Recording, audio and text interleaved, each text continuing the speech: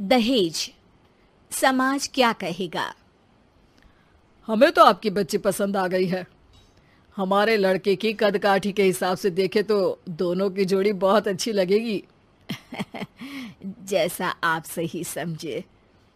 बेटा योगेश, तुम दोनों को अगर टाइम चाहिए तो आपस में अकेले में कुछ बात कर सकते हो। हम बाहर चले जाते हैं। जी पिताजी, जैसा आप कहें।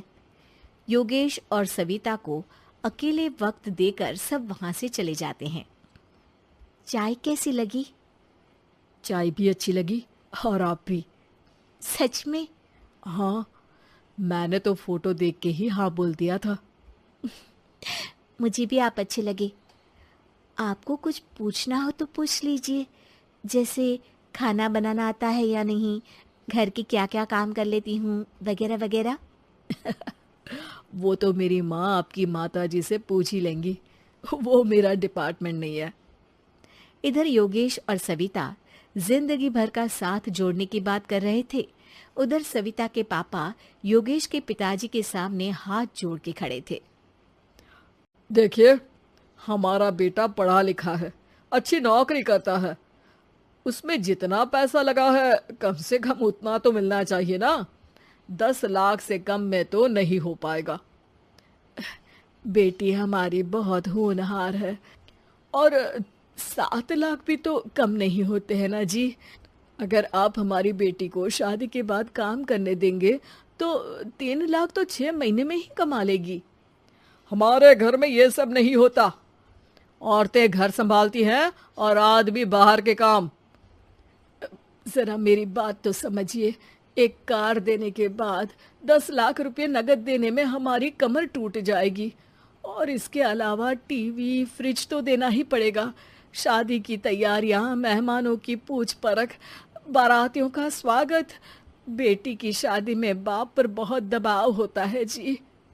देखिए, हमारा बेटा कोई दुकान में रखी चीज नहीं है जिसके ऊपर हम भाव ताव कर सके और आप उसे कम दाम में खरीद लेंगे। 10 लाख से एक भी रुपया कम नहीं होगा। ठीक है, जैसा आप कहे जी, पर आधा पैसा देंगे। अरे, इसमें भी किश्त मांग रहे हैं आप? हमने तो सोचा था कि अच्छा परिवार होगा आपका। अच्छा ही परिवार है देवनाथ जी, पर पैसों की थोड़ी तंगी है ना, वरना सब ठीक ही है हमारे परिवार में जी। देवनाथ वहां से अपने बेटे योगेश को लेकर चले जाते हैं और कुंडली मिलवाई जाती है। 36 में से 32 गुण मिलते हैं। जल्दी शादी का मुहूर्त भी निकल आता है। अब कन्या को बुलाइए। आओ बेटी, यहाँ बैठो, योगेश की बाई और। मंत्रोच्चार शुरू करते हैं। मंगलम भगवान विष्णु मंगलम गरुड़ध्वजा मंगलम। सविता के पापा सविता और योगेश के बीच में जाकर बैठ जाते हैं।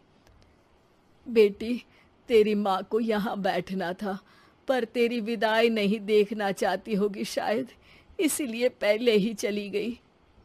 बाबा, हंसी खुशी का माहौल है, रोने का समय तो विदाई के वक्त होता है ना, तब ये इमोशनल अत्याचार कर लेना।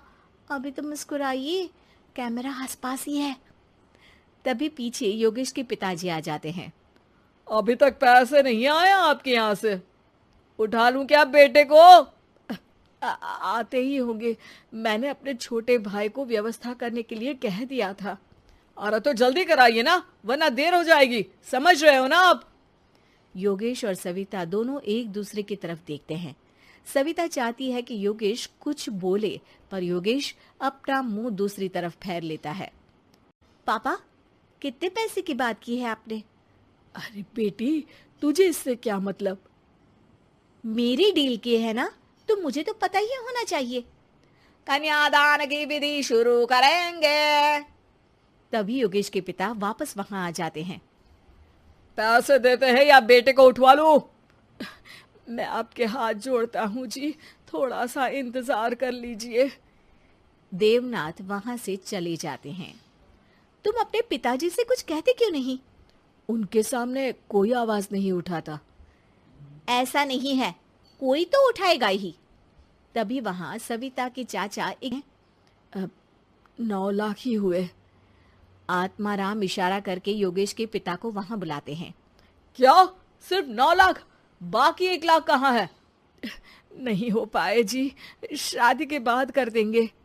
अरे आप बात से पलट रहे हैं। जल्दी से अभी के अभी पूरे पैसे लाइए, वरना बेटे को उठाऊं क्या? देखिए मैं आपके पाँव पड़ता हूँ। रुक जाइए पापा, रिश्ते हाथ पकड़कर जोड़े जाते हैं, पांव पकड़कर नहीं। बेटी तू चुप रह। नहीं, ये कब से बस कह ही रहे हैं कि उठवा लूं, पर कोई उठ ही नहीं रहा। लो, मैं ही उठ जाती हूँ। बेटा, अपशगुन हुआ। दहेज लेना सबसे बड़ा अपशगुन है, पाप है, पाखंड है। और योगेश, तुम्हें मैं पसंद हूँ तो कुछ बोलते क्यों नहीं?